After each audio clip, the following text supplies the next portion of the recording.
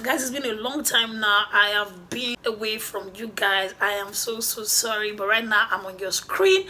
I needed to take this break because my health was at stake and I needed to relax and take some medication. But anyway, guys, I've been procrastinating to discuss this particular topic with you guys, but I said to myself that today's not going to pass me by.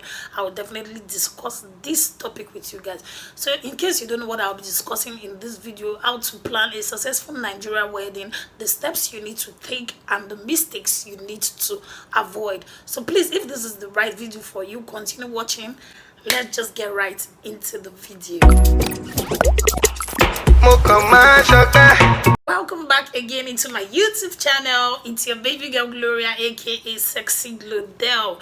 If you're a returning subscriber, I love you guys so much. Keep supporting your girl. If you're newbie here, you're highly welcome. Kindly hit the like button, subscribe, and make sure you click the notification bell so you'll be the first person to get notified when I post a video. This topic I'll be discussing with you guys is so extensive and broad, but I'll be making it so concise. But why planning a successful wedding in Nigeria is planning ahead of time. So if you're doing your wedding or your event during December and you want to plan ahead, you should start January. It's very advisable to start 10-11 months before your wedding date to avoid stress. The first step you need to know is settling for your event date. Yeah, you'll be like, why the event date? The event date is the major part because that date is what all your vendors will be working with, your church also, and the same date will be what you'll be printing in your invitation card. So you need to get the date. So why picking the date? What you need to consider is weather. The weather has to do with your dates, because if you're doing your wedding during rainy season, then you should consider getting an event hall. That's a must do to avoid your guests being drenched in the rain and to avoid your event in the mess. So what you need to put at the back of your mind is getting an event hall. But if you're doing your wedding during dry season, you have no worries at all. You just need to, do it anywhere you feel like, because you definitely know that the rain is not going to fall, so you can do it in an open field or in the hall. So the next step is getting your venue. The venue is also another important aspect in your wedding, because you wouldn't want to hear it has already been booked, especially when it's something you love so much. So these days what people do is, once they see something that they like, even 8 months or 9 months before their wedding, they book for that particular date. That's why when you go to book for your venue, they will ask you the date to know if it's going to clash with another couple. So you have to have it at the back of your mind that there are millions of people doing wedding that same date you chose, so you need to work faster to avoid disappointment. So now, why picking your venue? Another thing you need to consider, or what you need to ask the event manager, is the number of chairs that will be arranged in the hall. You need to ask this question because your decorator will be needing that later on. The next step is printing your invitation card. Yeah, you've already settled down for your venue and you've settled down for your date, so the next step is to print your invitation card. Even if you won't be sharing it that period, you need to do that just to keep aside, and you know that yes, this is out of my list. What you need to do is to print your invitations with the date, with the location of the venue, and the names. The fourth thing you'll be going for is your clothing. The clothing has to do with the bride's clothing, the groom's clothing, the bridesmaid, the bridesmaid, the groomsmen, the little bride, the little boy, your parents' clothing, your siblings, that is if you have. I'll be listing the most important aspects of the clothing. That's the bride and the groom clothing. So why going for the bride clothing? What you need to do is, you need to get your wedding gown, you need to get your reception gown, you need to get a pair of shoes, a pair of sandals, you need to get your banquet, your tiara, your jewelries, a set of jewelries, and your fan. For the groomsmen, there's nothing really much about the groom, so what the groom will just be needing is a set of suits and his shoes. Then if you're also inputting your bridal shower, you want a photo section earlier on before the wedding, then you need to get your bridegroom maybe robe. It depends on what you're working with, or it depends on what you want. So the next step is getting your caterer. Yes, food is the most important aspect. When food be the cocoa, yeah, so you need to book ahead on time. Like, you need to work with your caterer on time to avoid disappointment also. So what I did in my wedding was, I was working on the budget and I needed to get the list. You can't just tell me the amount and I will pay. No, I needed to get the list. Though my mother gave me this idea, I needed to get the list from the caterer. I saw the non-perishable stuffs and perishable stuffs in the list. Most of the things she wrote in that list was even higher than what I saw in the market. You could imagine. So I got the bag of rice, carton of tin tomato, the semo, the spices, cow and all. So just imagine the caterer writing 40,000 naira for a bag of rice, and I went to the market to get it for 30,000 naira. Do you understand what I'm saying? So if you're working on the budget, you need to, so you won't be cheated at all. So after doing all these things, the caterer had to buy some few things, the perishable stuffs, 2 days before the wedding, and I paid her for the service. So this was really helpful, as in this method was really good. But if you're not working on the budget, you can just pay the money and relax.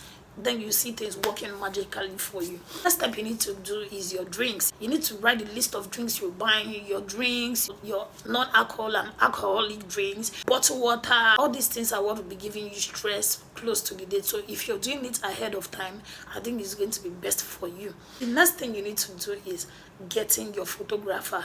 These people are the ones that will be capturing your memory for life, your moments for life. So this is very important also in your location.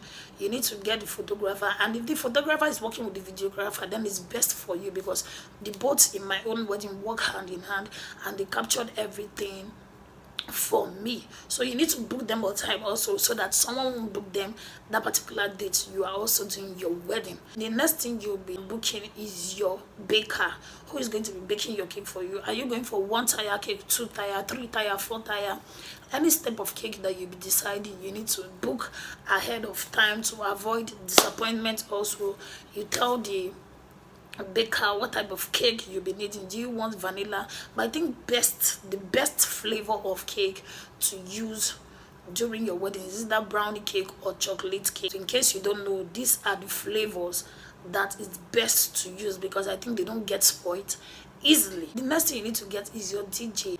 Your DJ is the person that is going to be entertaining your guests. You will be the one to be putting your guests on their feet, like enough entertainment. So that is what you don't want to miss. You need to get your DJ on time, and also your MC. Some MC work hand in hand with the DJ. So if the MC tells you he has a good DJ, then fine. If you want to rely on him, then it's fine. But if you don't want to, you can book them separately. So the MC also is the one that will be anchoring you guys to the couple dance floor, giving them the program of the day and all. The program book is what you share in the church. You need to print the program book. The next thing is your souvenir. You need to buy souvenir to thank your guests. Like after the wedding, people that will come and present gifts to you, you can generally just share the souvenir around for the guests. It depends on the amount of souvenirs you got. So you can play around when you go to the market. You can see so many reasonable things. It just depends on you, what you want and what you like. So while getting this souvenir, there'll be a printer close by.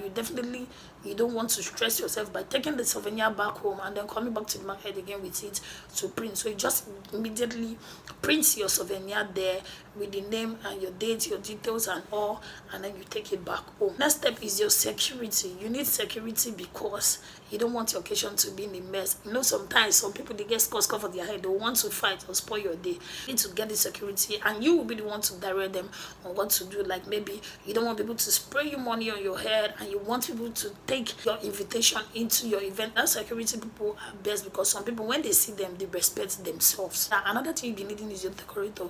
You need to book your decorator on time, because you don't want your hall blank. The decorator will be working with the color you already chose. So you need to choose a color. Maybe if you want to combine white, gold and royal blue, or you want to combine white, gold and purple, it depends on the kind of color you choose. But definitely just have it at the back of your mind that is what your decorator will be using.